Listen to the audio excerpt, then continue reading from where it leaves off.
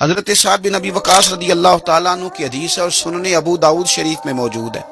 آپ فرماتے ہیں نبی پاک صلی اللہ علیہ وسلم کے ساتھ تھے ہم، اور ہم مکہ مکرمہ سے مدینہ طیبہ جا رہے تھے، حج کے بعد جا رہے تھے یا کسی اور سفر کے بعد واپس جا رہے تھے۔ اچانک رستے میں حضور گھوڑے سے اتر آئے، کوئی ایسی وجہ نہیں تھی، کوئی ہمارا سستانے کا ارادہ نہیں تھا، کوئی ٹھہرنے کا پروگرام نہیں تھا۔ سونے کریم رسول نیچے اترے اور حبیب پاک صلی اللہ علیہ وسلم نے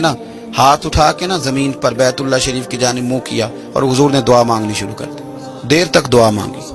پھر حضور سجدے میں چلے گئے اور دیر تک سجدہ کیا، پھر اٹھے، پھر دعا مانگنے لگے، دیر تک دعا مانگی،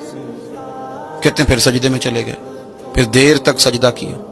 پھر تیسری دفعہ اٹھے، دعا مانگی اور لمبی دعا مانگی، پھر سجدے میں چلے گئے اور دیر تک سجدہ کیا۔ حضرت سعد بن ابی وقاص رضی اللہ تعالیٰ عنہ بڑے جرنیل قسم کے، بہادر قسم کے، لشکر و سپاہ کی قیادت کرنے والے صحابی اور بڑے بیدار مغز، حاضر ذہن رکھنے والے آدمی، فرمانے لگے جب سرکار نے وہ 3 دفعہ کام کیا اور حضور صلی اللہ علیہ وسلم نے بڑے انہماک سے سجدہ کیا اور پیشانی مبارک نے خوب ذوق لیا سجدے کا اور دعا کی تو بڑے ذوق سے، اور 3 دفعہ وقفے سے یہ کام ہوا، تو جب سرکار اٹھے تو میں نے فٹافٹ عرض کی، میں نے کہا یا رسول اللہ غلاموں کو بھی ذرا سمجھا دیں، ہم تو روز ہی آپ کے جلووں کا نیا رنگ دیکھتے ہیں پر یہ بھی ایک انوکھا رنگ دیکھا ہے۔ فرمائے تو حضور فرمانے لگے میں جا رہا تھا، رستے میں پھر مجھے امت کی بخشش کا خیال آ گیا، یعنی مکہ سے نکل رہے ہیں، مدینہ شریف ابھی پہنچے نہیں، وہ بھی حرم ہے یہ بھی حرم ہے، یہاں بھی دعا حضور نے کی، وہاں بھی حضور ہر نماز میں کرتے ہیں، یہاں درمیان میں پھر خیال آ گیا اللہ انہیں معاف کر دے، اللہ انہیں بخش دے۔ تو حضور فرماتے ہیں میں نے ہاتھ اٹھا کے دعا مانگی اور میں نے لمبی دعا مانگی،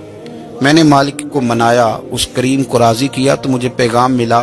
کہ محبوب 1/3 امت اللہ نے بخش دیا آپ کی۔ تو حضور فرماتے ہیں میں سجدے میں گر گیا، پھر میں نے دیر تک اس بات کا شکر ادا کیا۔ کریم فرمانے لگے پھر میں سجدے سے اٹھا اور پھر میں نے دعا شروع کر دی،